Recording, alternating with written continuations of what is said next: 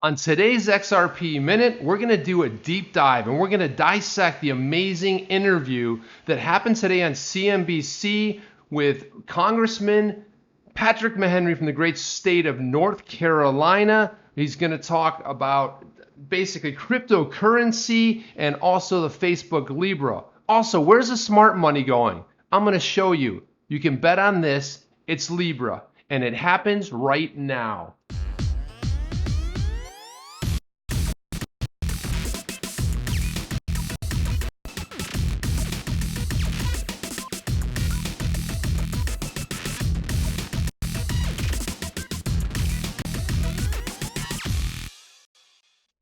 Chip here with the XRP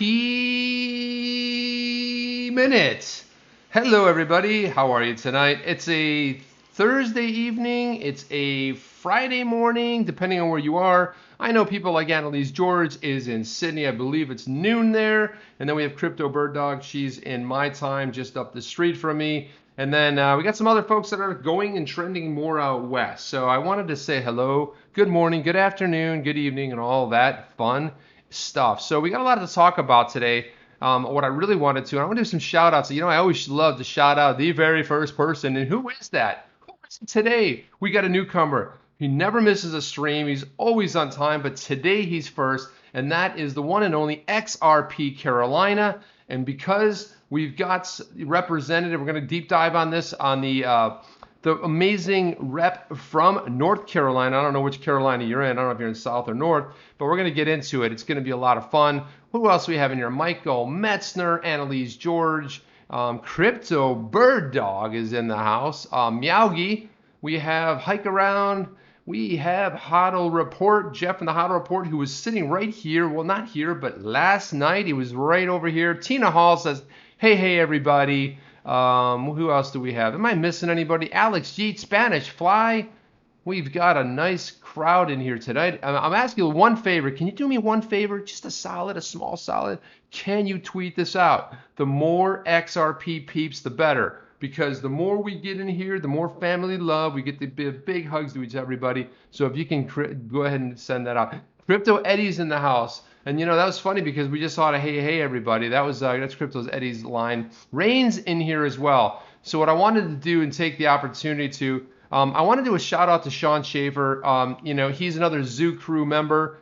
And it's really amazing because we've got so many phenomenal people in this community. I mean, it doesn't matter if you're streaming, if you're on Twitter, there's just so much knowledge and it's a tight-knit community. You're discovering new people every single day.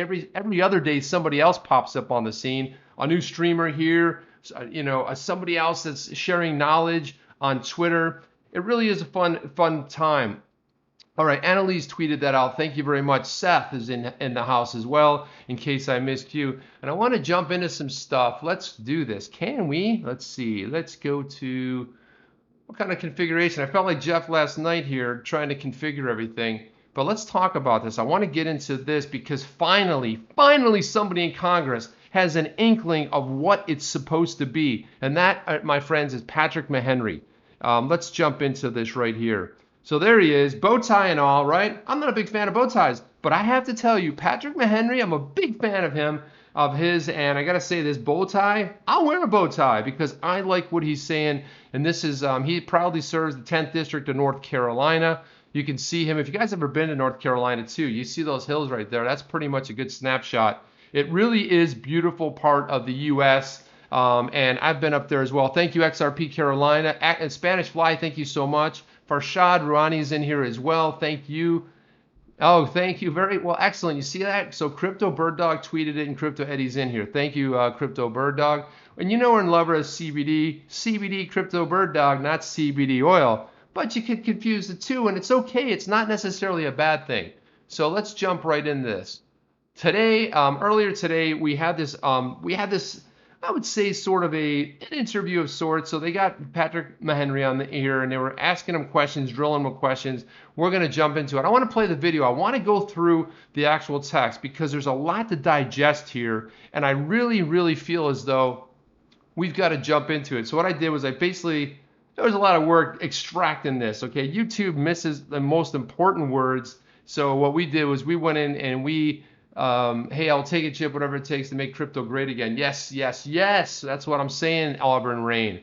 And Matt Richter's in here as well. What's going on, Matt Richter? Crypto Popo also. So what I did was I took the transcript. I wanted to share this because I think it's really important.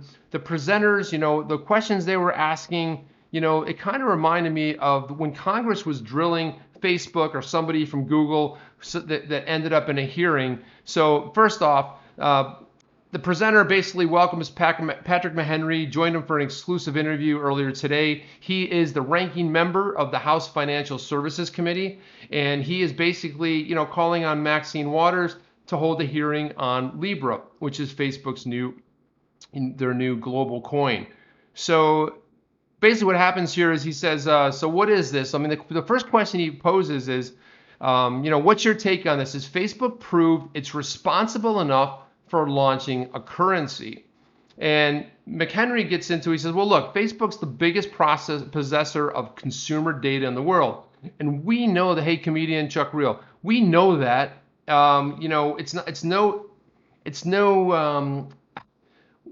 not like we don't know that they do that. There's been a lot of breaches. There's been a lot of privacy concerns.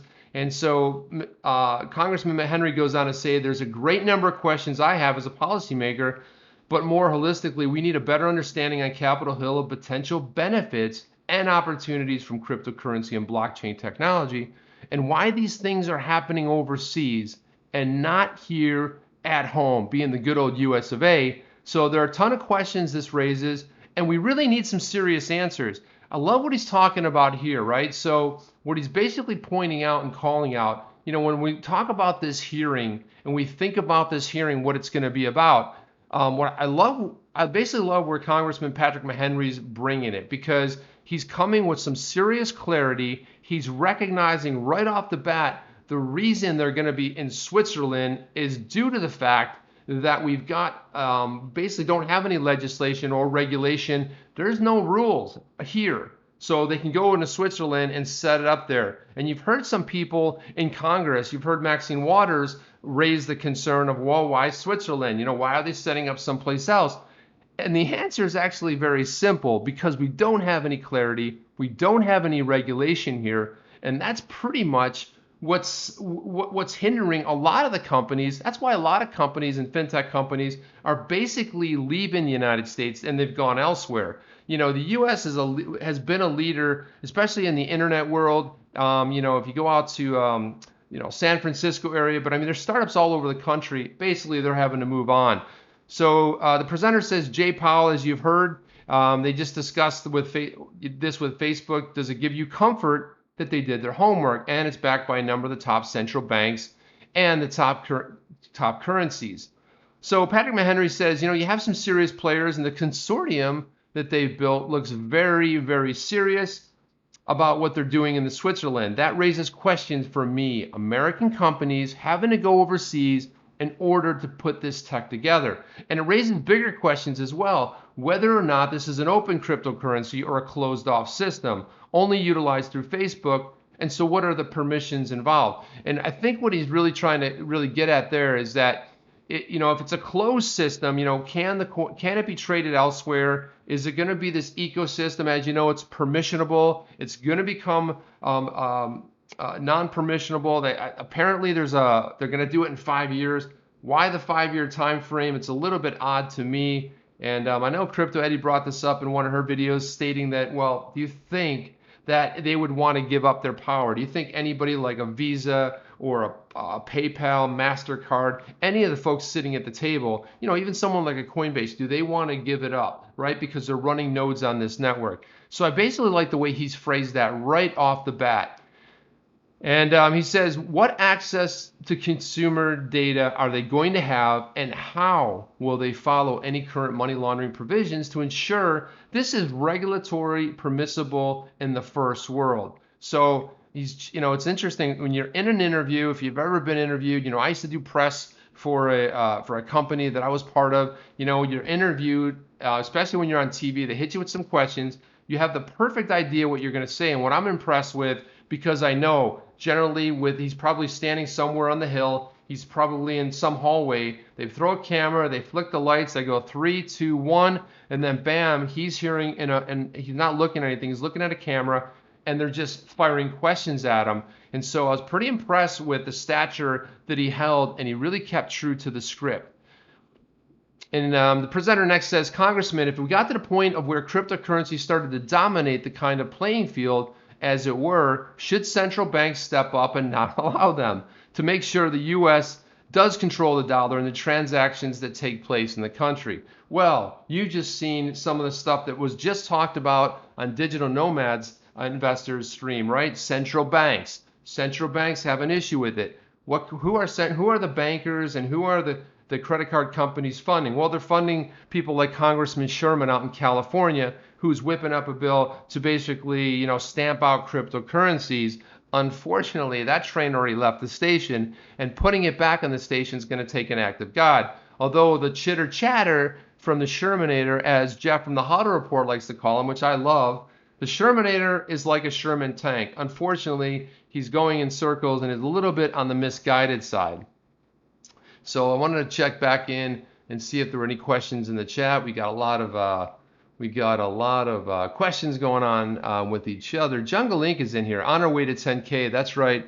Popping bottles and Lambos, something like that, right, Jungle? Yeah. So we are on our way to 10K. 10K, it all breaks loose. We break 10K, and then it just continues and continues. And as somebody that's heard about Bitcoin, it's funny now. Everyone that doubted me in the past is now, hey, Chip, what do you think about, so what's happening with Bitcoin? I know you were a Bitcoin guy. Well, they know I was a Bitcoin guy from back in the day because that's how I started in it. Buying Bitcoin, buying it, sell it too quick. You learn your lesson. You step in it a couple times. That's called life. I've done it numerous times, and you probably have too. And it's okay because we still have this unique opportunity where we are today to keep filling those bags.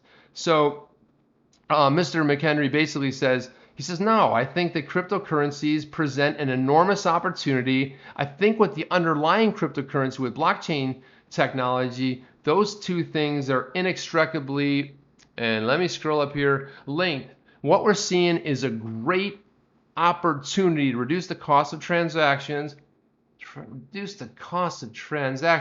Excuse me a minute. I have to pause because we have to take an intermission. Okay, I know where I've heard that before. XRP. So I love how he's saying it without saying it. Reduce the cost of transaction.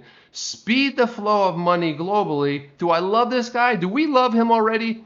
I know there's an enormous opportunity for this, and the central bank should be open to this, not closed off to it. But central banks have a different mission, right? We talk about the Federal Reserve in the U.S., who basically is boxed into a corner right now because Trump is playing hardball. Now, I heard that Powell came out today and said there will be no cut. But again, they've been talking for the last 6 to 9 months about raising the rate. They haven't raised it. They're not cutting it. They're stabilizing it. And we may actually see it will be cut. Next up, the presenter says, so to be clear, are you launching a hearing to investigate and potentially regulate Facebook or blockchain and cryptocurrencies? And then very clearly, Congressman McHenry says, no, these are two separate issues. Look, you can have a worldview on whether or not Facebook is the savior of the world or the Death Star, but the question of cryptocurrencies is a wholly different thing than Facebook or the utilization of our data and the system they have. What I'm asking for is a hearing on the nature of what is being proposed with Project Libra and the consortium they built around the world, how they plan on utilizing it, the opportunities and intentions they have. Because right now there's so little clarity on that.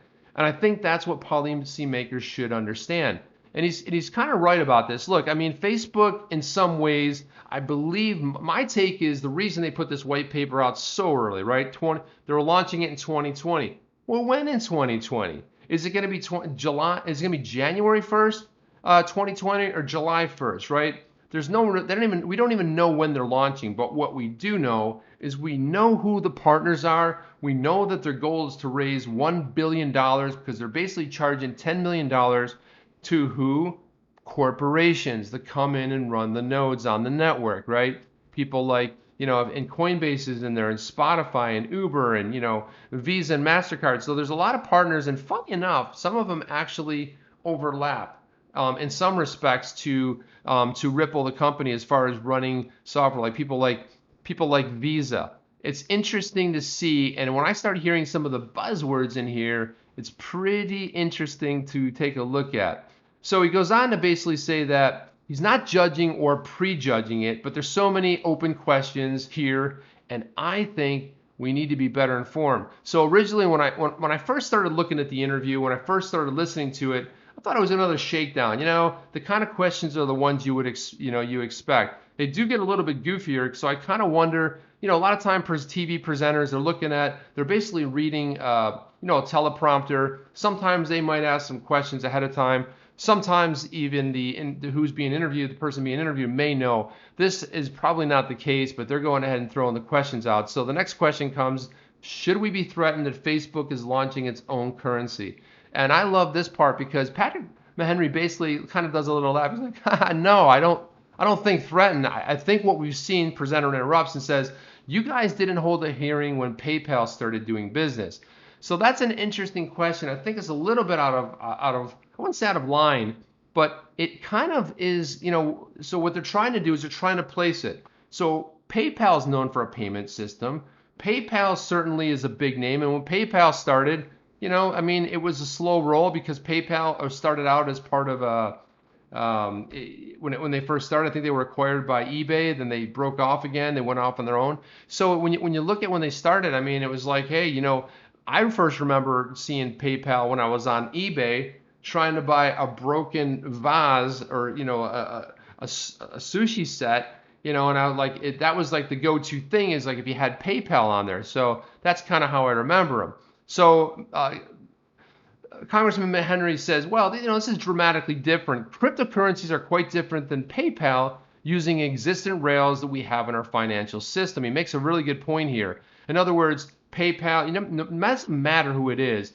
There wasn't anything revolutionary about it. There was how it was hooked onto the internet. Later, we got really good companies like Stripe, which you could have an API and integrate into a website.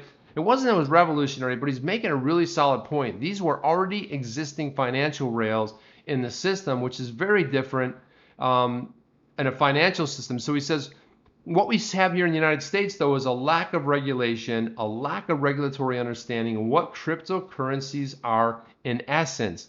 Yeah, exactly. What are cryptocurrencies in essence? Well, hard to say because Congress is introducing bills and chasing all kinds of craziness.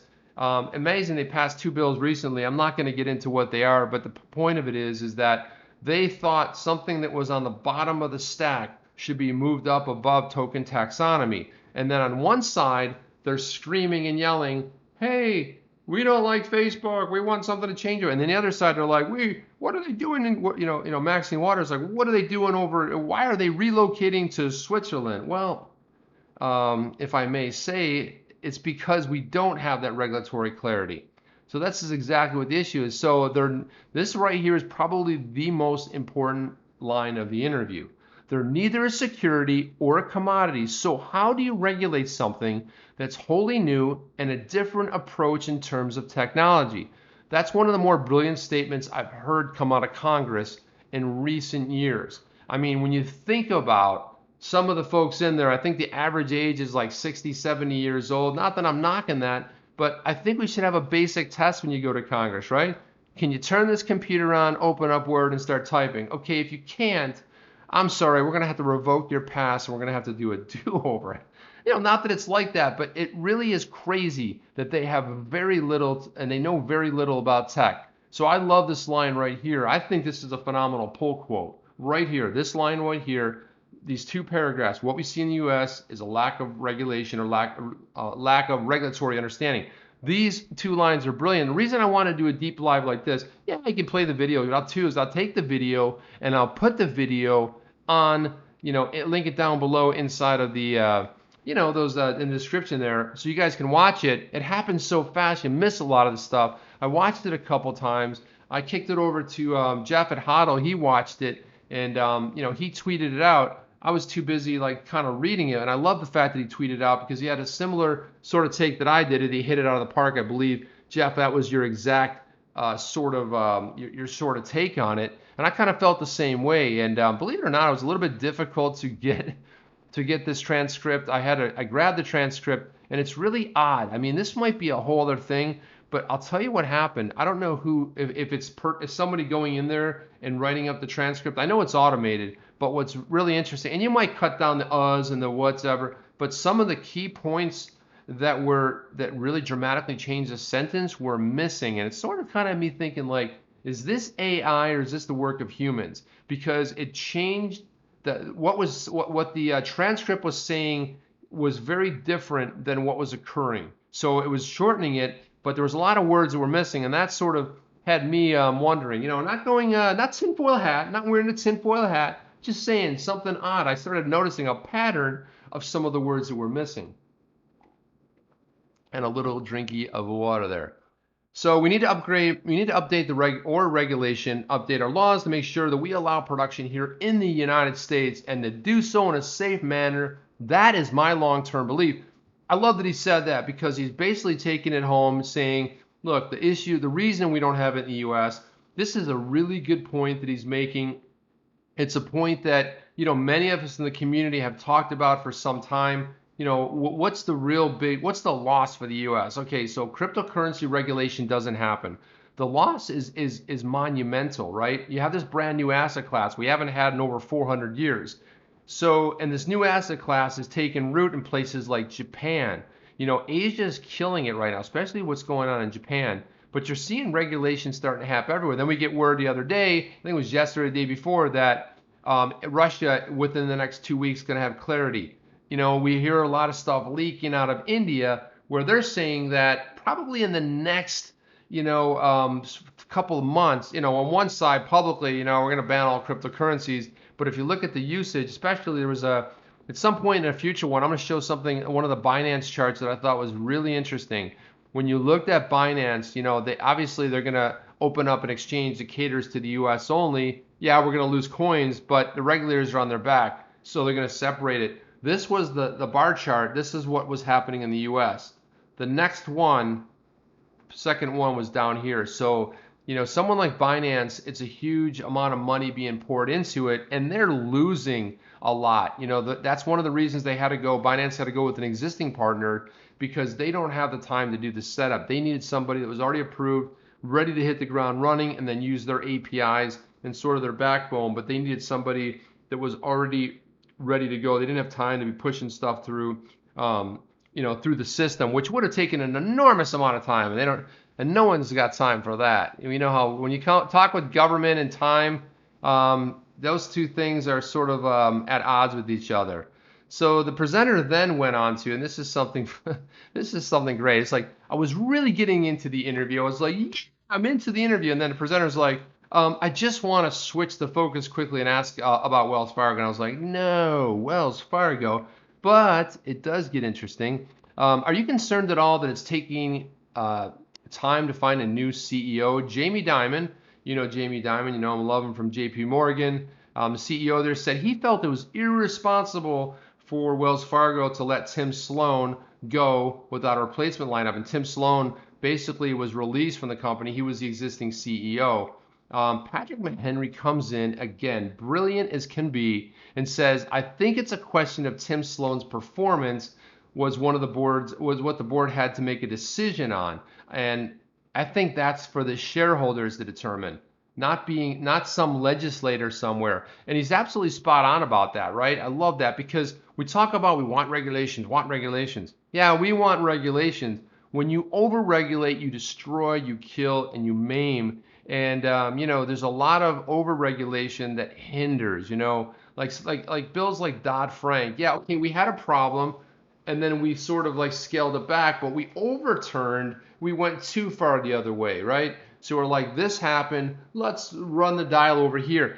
What ends up happening is that you just stifle innovation, you stifle, lending. You destroyed any sort of lending practices with the Dodd-Frank bill, getting passed and put through. And what he says is, what I'd like to see is a well-run institution that gives consumers choice. We need Wells Fargo to be a well-run institution, provide that competitive force in the financial marketplace. So I don't think it's necessarily proper for me as a lawmaker to actually get into the inner workings in the management decisions.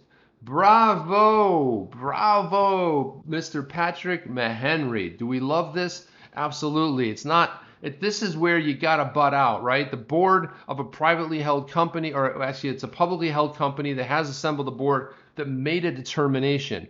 Okay, so he basically says, thanks for joining me. Thank you for having me. But I want to go into this. Let's talk a little bit about Wells Fargo. Let's talk about banks, okay? Let's take a look at this right here. So let's look right here. Check this out. These are penalties on Wells Fargo since 2000. Mortgage abuses, $5 trillion. Toxic security abuses, $3 trillion. Banking violations, False Claims Act, Consumer Protection violation, wage and hour violation, anti-money laundering deficiencies. Just take this one right here. Are you kidding me? Anti-money laundering deficiencies. So check this out. Congress loves the banks, right? The banks fund them. The central banks, woo! We love the central banks.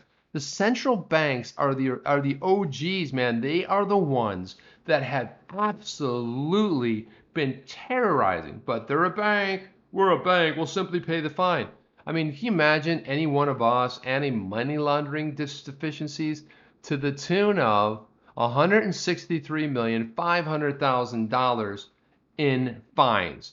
Do they put anybody in jail? Oh, no. No. This is special deals for banks. So banks have one set of get out of jail free card because they paid a fine, right? Meanwhile, cryptocurrency is being absolutely hammered, throat punched. We're going to destroy it. And the banks, there they are, getting away basically with murder, as they say. It's a euphemism.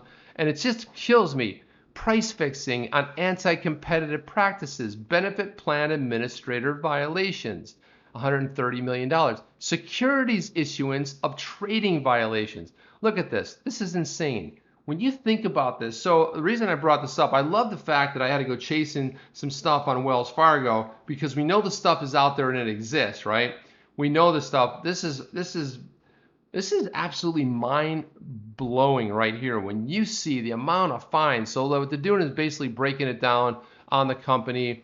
Wachovia, which was part of a division of. You look at all this. So they break it all down: SEC violations, federal lawsuits, private lawsuits, SEC, OCC.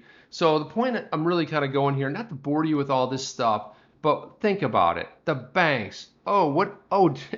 Did we just money launder $4 billion? I mean, that's not going to be that, but did we take terrorist money and then basically move it from one place to another?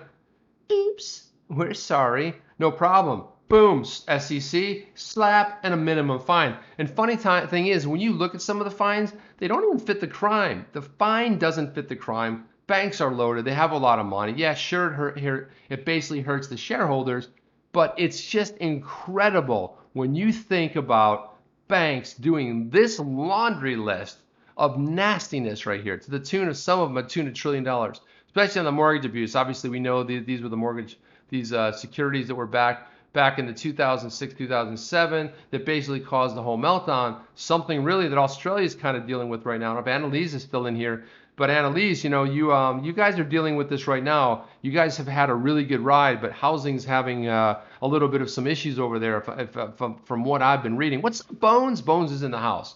Bones and Ed Franciscelli, he's in the house.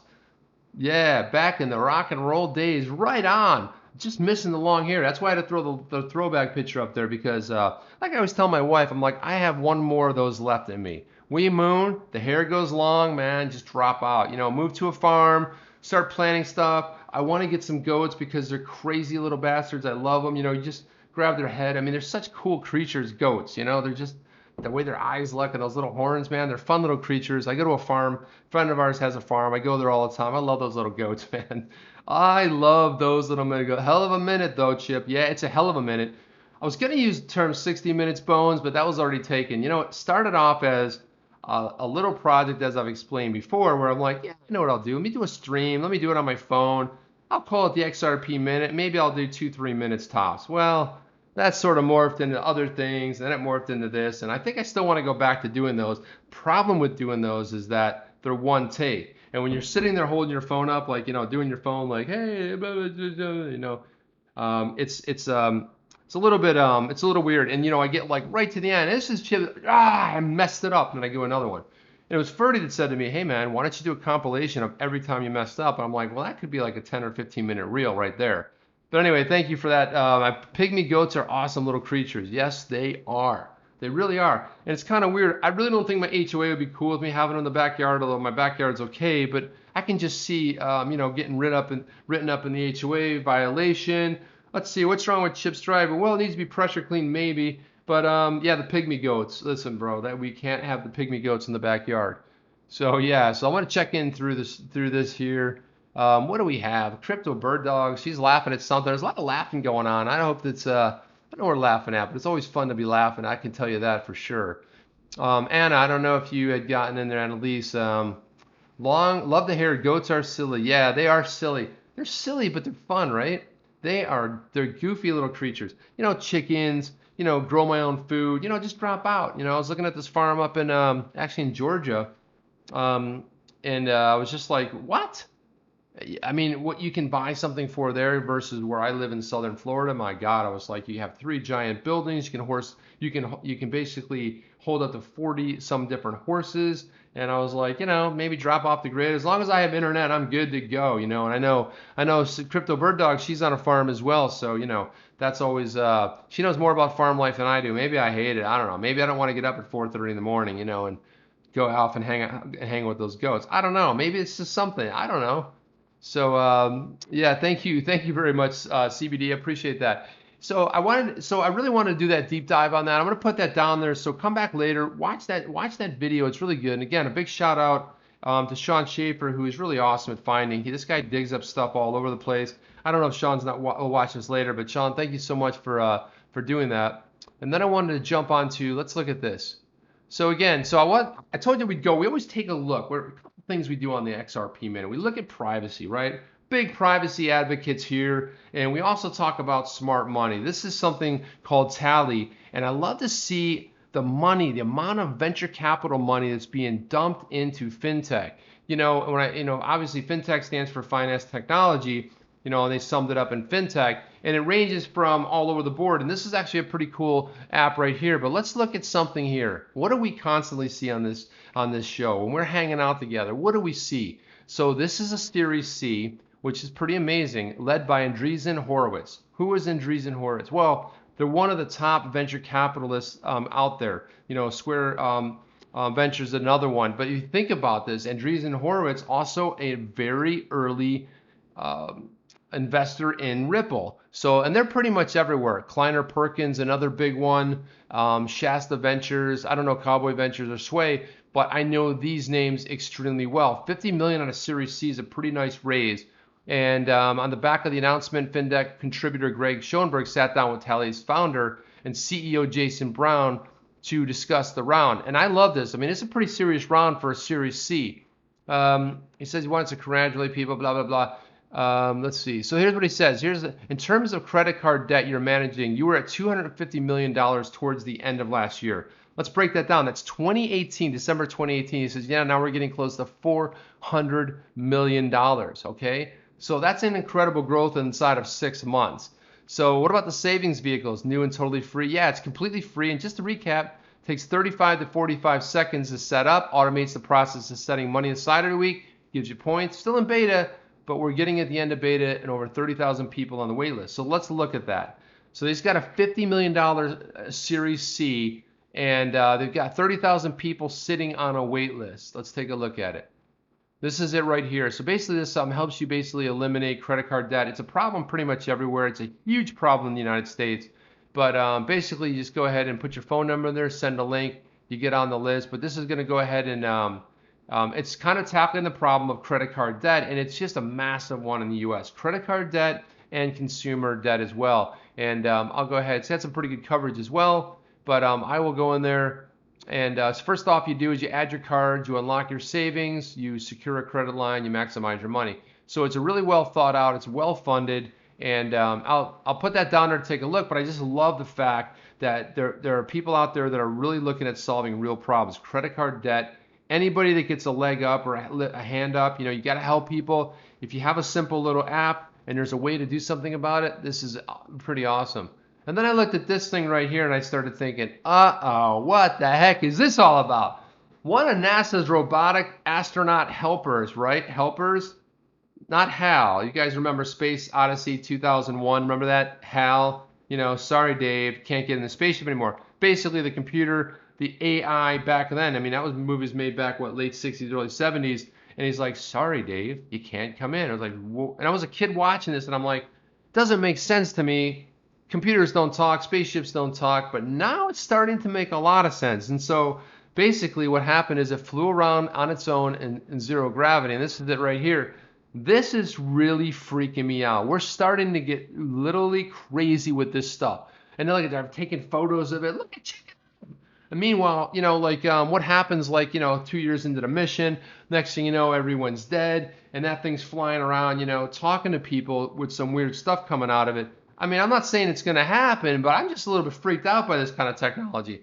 But here they're all it's all butterflies and rainbows. Yeah, let's take pictures. Back the camera out, snapping pictures of it. Check it out. It's doing it all by itself. Well, that's what I'm worried about because who's checking this stuff? So anyway, this is NASA. Right now it's in the spaceship. I don't think it can do much other than fly around. It's a helper. I'm not sure what it's helping, but I'm worried about, if it overhelps, if it helps a little too much. By, hey, can you hand me that wrench right there? I'm trying to fix the spaceship. And then boom, a big clock on the head. And then, the astronaut's just knocked out for a second or whatever. That happens from time to time. RTB Dutchie, what's going on? What's going on? RTB, and I always say this in case people don't know if you're new, RTB stands for what? Roy the Badass. Sorry if I said that and that offended anybody. But it will from time to time, and I know, what are you going to do? But I wanted to shout out, during the course of this, while I was on a real run, we got I want to thank you to Auburn Rain with a 0.0589. We know that number, love it. And then, mic drop, phone drop. Big old drop, man. Oh, man. Look at this. We got Jeff from the Hodl Report dropping a big 20 spot XRP. That is phenomenal. Thank you. And that is sweet. And then we have Auburn Rain just bringing it. Another 589. Another 589. So I want to say, huge thank you, guys. Much appreciated. That's always fun. And what do we got going on? I want to jump into the comments. I feel like I've been ignoring you a little bit tonight. But it's going to happen, from time to time. Simon Bickerton. Simon, how are you? DNI, please answer Simon. Did you get his message or not? Just answer him. I mean, come on. He wants to know if you got it or not, so we can all relax, take a deep breath. Breathe, people. Breathe. Breathe. We can make it through together. Digital Nomad Investor. He did a good stream. And it's always, sometimes I'm prepping for this stream, DNI, and I want to come in, but just know that I'm listening in the background. And I don't always come in the stream, but I'm always listening to what you're laying down. And, you're just slaying it lately. I mean, you got all this stuff, and I don't even know where to put it sometimes. I'm like, there's all this stuff, and I'm like, where do I place it? Do I, what do I do with it? I need a shelf or some place to put this information you're giving there. Yeah, Simon, anytime, man. I hope he got back to you. And what else? What else is on the list? Ed, I think I shouted out Ed, but look at this thing. It almost looks like it has eyes right here, people. Am I wrong? I mean, look at the way it's looking at me with those glossy eyes, it's got a bad intention. I mean, I hope everything works out, but I'm worried about it, to be honest. What else do we have here? So AI, so guys, I want every time, from time to time, I shout out things that I either love or get me excited. I get excited about stuff, and when I get excited about stuff, I feel like I have to share it with everybody. I have to share it with you, and this thing is no different. I got to tell you, this app right here, so next month, in 2 weeks from tomorrow, 2 weeks from yesterday, I'm heading down to, I'm going to be doing a little bit of traveling to my wife's hometown, and here's the thing, I might not be able to do the streams, which I'm already paying by because internet access is, may not be able to do the stream, but that's all right. I mean, I'll try to do something from my phone. Oh, wait a minute. I don't have 1,000 subs. Guys, I need help. We need to get 1,000 subs before 2 weeks so I can get to my, but I maybe do something pre-recorded and just maybe try to do an upload, take 14 hours to upload, maybe a 3-minute video.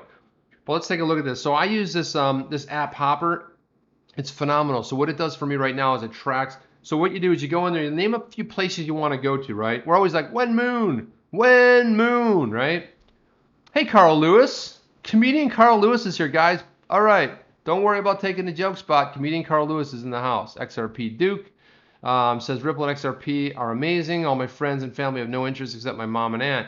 We are so lucky. Well, you know what? Your mom and aunt, God bless them, because that is just phenomenal. And I talked about this the other night when I was on my my commute home from the office. After living the dream all day and coming home and get excited to see my wife after a long day. I'm coming home and she was just so excited about it. She's like, she couldn't get the words out fast enough. Like, I'm so excited for you and this cryptocurrency, and it's going, and she's in her 70s. She's going, and it's going to be going, mainstream. And I was watching the Today Show and Savannah Guthrie and blah blah blah. So it was actually cool. And while she's telling me all this, all I can think about is like, my mom really never cared too much about it, but she's heard me talk about it. She's heard my dad and I talk about it, my brother and I talk about it. But now she's excited, right? Because why? She's on Facebook every single day. The reason I go on there is I need to see what my parents are up to. Mom, what's mom been doing all day? Well, she does a couple posts and I get to see what she's been up to. She cleaned out the garage. She reorganized everything. And then, she put some flowers in, stuff like that. I need to find out what's going on. I don't really call her and like, oh, great, like a few things. And then I'm out. Back to this right here. Yeah, I love mom. Yeah, mom is cool. Moms are cool. So AI-based travel app. Here's what it does. You go in there, you pop in a couple things. Let me see if I can even bring this puppy up here. What you do is you go in there, you say like, hey, there's a couple things that I like, places that I want to go. You basically, here, I'm going to go. There it is, Hopper, right there. Hopper, it's a bunny. You get it? It's a bunny. So where to go? And then it gives you basically notifications like that. And what you do is you basically put in things. And here's what's cool about it. You put in somewhere like, hey, I'm going to go to San Francisco. And all of a sudden, you're just kind of through your day, you're having a good time, you're maybe having a coffee with a coworker, I don't know, maybe you're on a chat somewhere talking to someone in the XRP community, and all of a sudden, and you look and you're like, what? And it says like, you better book now, this flight is available, and these are flexible dates, and this is how I booked my flight. It was like, holy crap. And that same flight that I booked from Hopper, and I'm just sharing knowledge, I'm not saying you have to use it, okay? This is not travel advice because I'm not a travel advisor, but if I were, I probably would say, hey, do your own research, right? But so when you go and look in this app, that same flight today is 200%. So it doubled basically. So, and then it drops. So I saw one today for London, England, and it was actually, I want to say maybe September, and it was round trip from Miami, direct on Norwegian. Was it Norwegian Airlines? No, it might have been Branson's Airline. What is the name of Branson's Airline? Virgin Airlines, that's right. And it was like $425 round trip, basically direct flight. Are you kidding me? That's insane. I sometimes can't fly to San Francisco, from the East Coast to the West Coast. So check it out, guys. It's called Hopper. It's available for the iOS program, and it's also available on Android. And you know what? I say which one you like better. I don't care your preference, but the big story here and the reason that I saw this and want to show it to you is now they're doing it with hotel rooms.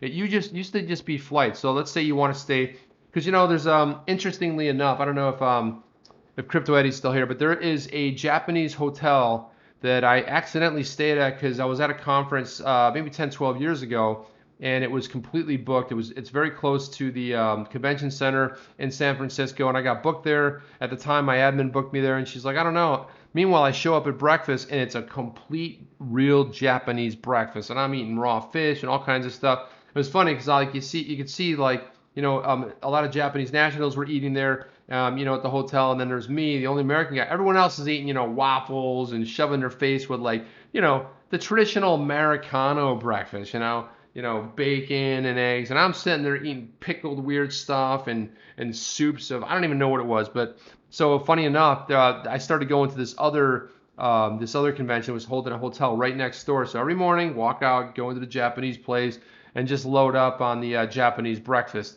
So let's suppose that I want to go there. and I can just basically say, let me know when the prices trend up and down. So it'll send you alerts. That's pretty badass, I have to say. Check it out. This is something too, and Crypto Eddie, I wanted to show this to you. Bob Moneybags, where you been? I've been waiting the whole stream for you. Have you been in here the whole time, man? So, I know Crypto Eddie and I sometimes use the same software program, but this is something new on the scene. It's called RecordScreen.io. It is just ridiculously easy to set up. You press record, you give permissions. It has a little window that shows up, a round window on the side or the other side, and you start recording. So a lot of times you don't need fancy pants software. You don't need some crazy thing. You don't need to download OBS and go like, holy cow, I'm getting a brain hemorrhage trying to figure this out. And that's why I don't even want to change. I wanted to change something with this, and I'm like, not today. Not today, Satan. I'm not touching it today because I know it's going to be an issue, and I'm not screwing up my stream. I'm like, push the button and hope. And if I see green, yay. It's weird. It's like, we see green in the market, and we're all excited. We're like, yay, it's green. Oh, it's red. But, it's the same way when you're streaming. Same thing. You get green, the stream health is good, everyone's happy. Then you get the orange, not so cool, and then you get the red where no, I'm just kidding. That's me doing that, but that's what it sounds like, some kind of robotic talk, but you don't know it. You're like into it. You're like, hey man, I'm streaming on YouTube. And meanwhile, it sounds like, and it does one of these, and it's just frustrating. But anyway, that's what happens on a live stream. Sometimes it works out, sometimes it does not. That's how it works in the land. Let's see, where is this? Here we go. Boom, there we go. There we go. Full screen Chip. Here we are. Chipper bringing the love. Chipster. So what I wanted to do, Fancy Pants. Yes, Fancy Pants. I knew this girl named Nancy, and she got the nickname Fancy Pants Nance, and it was just great. And then anytime somebody introduced me to somebody named Nancy, I would be like, in the back of my head, like, don't say it, don't say it. So anyway, but you didn't want to say that, but you know how that stuff infects in your brain, and it never leaves. You're like, oh, everyone now, if someone introduces themselves as Nancy to you, you're going to instantly think Fancy Pants Nance. You won't say it. You might smile a little bit. It might be a little bit awkward, especially if it's like a serious introduction. It's a business introduction. But then you'll have me to thank for that because I'll be living rent-free right in here. Anyway, I wanted to just say, Sazebo had a bad earthquake 2 nights ago. Sorry to hear that. Oh, 6+. Wow, yeah, and you know what? And my wife's, actually where my brother-in-law is down in Chile, they have a lot of these earthquakes. They had a 7.5 down there. But luckily it was north of where he was, southern Peru, and man, it's just weird, and that's the weird thing. That's why I live where hurricanes come, because we always have an advance notice. It's not like you wake up, looks a little weird out there today, and then boom, there you go. It's like you get something weird going. But the other day, I have to say we did get a little action, a little funnel cloud action here. Let me see if I can show this. Look at that right there. I was pretty exciting for South Florida. It's like we don't really get anything that exciting, but you can see there's a funnel cloud forming right there. And we're all just sitting there on the second floor and just having fun, looking at funnel clouds. So I was like, nothing exciting ever happens here. We don't really get tornadoes, but we do get the hurricanes that come, and it's hurricane season until December 1st. As if hurricanes get an official memo, it's like, okay, it is now December 2nd, but we always, we sometimes get them after that time as well. So anyway, yeah, I love Japan. I love Japan too, although I've never been there. However, we do have friends that we did get to know pretty well. My wife had some colleagues that were really kind to us, and we had them over for dinner, and we introduced culture to each other and stuff. So they're in Tokyo now. They went back after 3 years, and their kids, they loved it here. They wanted to stay, and so they still game with their friends here. It's just time thing's kind of a hard thing to work out. But that's all, that's kind of what I'm saying. Don't jinx us. I'm not jinxing us. Let me tell you why, because my last house didn't have, let me tell you why we're not getting anything. My last house did not have hurricane shutters. So there I am, I'm putting the boards up, and I'm like, this one is completely safe. That's why I'm good for 10 years, because we have it. So I'm not, fingers crossed, CBD, we're not getting any hurricanes, okay? So anyway, just want to go up and down here real quick. Jelapon, how are you? And Simon of our Fancy Pants, yeah, we've talked a little bit about that. XRP Carolina, Spanish Fly. Crypto Eddie and everyone. Ed France in the stream said he used to live there. Nice, that's cool. Oh, that's very cool, man. Used to live there walking through Ginza. Nice. Very cool. Well, I want to thank everyone for showing up tonight. Thank you for doing the deep dive with me. I really, enjoyed exploring. Thank God thank you to somebody in Congress who pretty much has an idea. So Congressman McHenry, what a cool thing. I hope he's one of the people really pushing hard on this. As a community, we can make an impact as we start sharing some more stuff. Jeff, from How to Report, Crypto Eddie, there's a bunch of us that do these streams. We're going to share some stuff, and we're going to need your help in getting the word out because it affects everyone, not only in our community, but really every community. I also send some stuff every now and again to my BTC Maxi buddy, who's really well connected, knows all the big players. Has been in the rooms with all of them. You name them, he's been there, and he's been kind enough to retweet it, and it extends beyond boundaries. So it's our community, the cryptocurrency community on a larger scale, but our community where we give hugs and kisses, we blow kisses to each other because that's how the XRP community is. We love and cherish each other, and that's pretty much all I have tonight. I really appreciate it. Wow, look at this. We're ending early. This is great. This is great. We're ending early, man. Sometimes I can really, really talk, right? And so. To sum it all up, if you have anything more to say once this goes up and ends up on YouTube, come on back, put a comment down there, something you like. Smash that thumbs up on the way out. Leave comments. Comments do help me. It is great. I'm on my journey to try to attract an audience. That's what I'm doing. And you guys have been phenomenal. I can't thank you enough from the bottom of my heart. Much love. From the Chipster. That's my take. What's yours? Chip